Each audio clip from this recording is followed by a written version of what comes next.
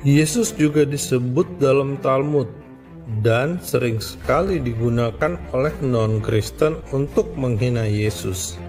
Dalam Talmud Babilonia disebutkan Yesus dari Nazaret punya 5 murid, yakni Matai, Makai, Netzer, Buni, dan Todah. Kelima murid ini disebut mati bersama-sama Yesus. Jadi bisa dibilang Yesus dalam Talmud bukan Yesus historis yang hidup di Israel, sebab sangat bertentangan dengan Injil yang ditulis oleh Matius, Markus, Lukas, dan Yohanes. Saudara, di kalangan non-Kristen di Indonesia, Talmud sering dikutip dalam debat agama untuk mengadu domba antara Kristen dan Yahudi.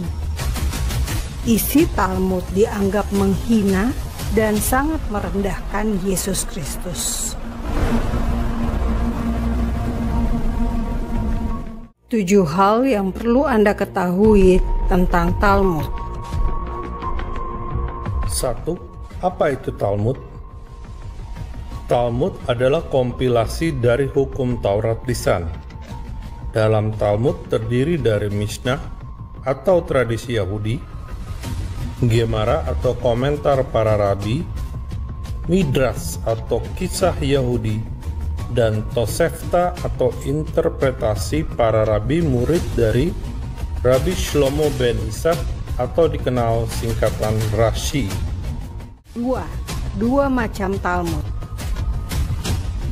Ada 2 macam Talmud, Yerusalem Talmud atau disebut juga Talmud Palestina yang ditulis tahun 350 Masehi di Israel, dan Talmud Babilonia yang ditulis tahun 500 Masehi di Babilonia.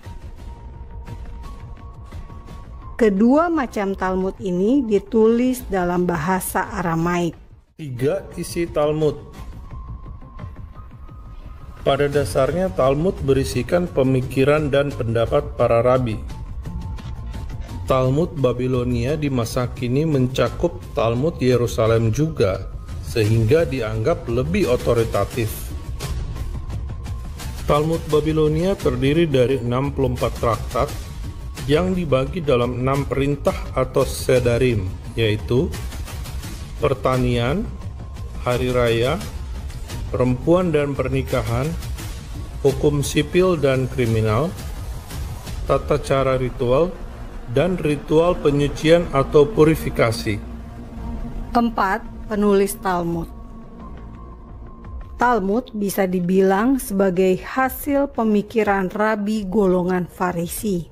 Setelah bait suci kedua runtuh, Rabi Yohanan ben Zakkai mulai mengumpulkan tradisi lisan Yahudi sejak masa Nabi Musa ke dalam tulisan. Setelah ben Zakkai ada Rabi Akifah dan Rabi Meir. Ada Rabi Yehuda yang diberi gelar Sang Pangeran, Yehuda Hanasi, sebagai pengompilasi seluruh hukum Taurat dalam Mishnah atau hukum Taurat lisan yang ditulis. 5. Berapa lama waktu menyelesaikan Talmud?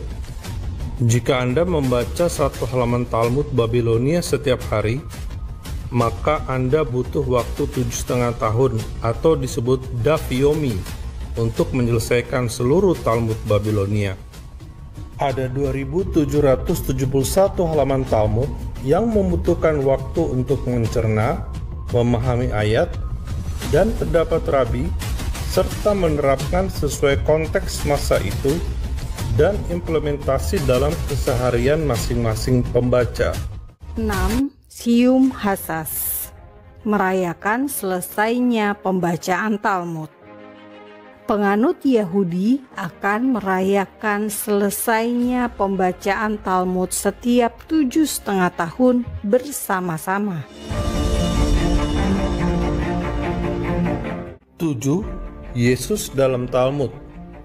Yesus juga disebut dalam Talmud dan sering sekali digunakan oleh non-Kristen untuk menghina Yesus.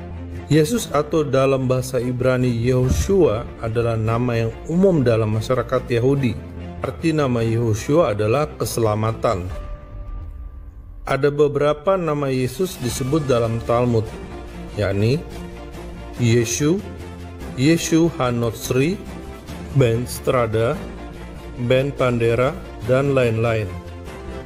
Para ahli menganggap jika merujuk Yesus Kristus, maka akan ditulis sebagai Yeshu HaNotzri atau Yesus dari Nazaret. Tetapi rujukan kisah hidup Yesus diambil oleh para rabi dari tulisan seorang Yunani yang hidup pada tahun 200-an Masehi, sehingga tidak akurat. Dalam Talmud Babilonia disebutkan Yesus dari Nazaret punya 5 murid, yakni Matai, Makai, Netzer, Buni, dan Todah. Kelima murid ini disebut mati bersama-sama Yesus.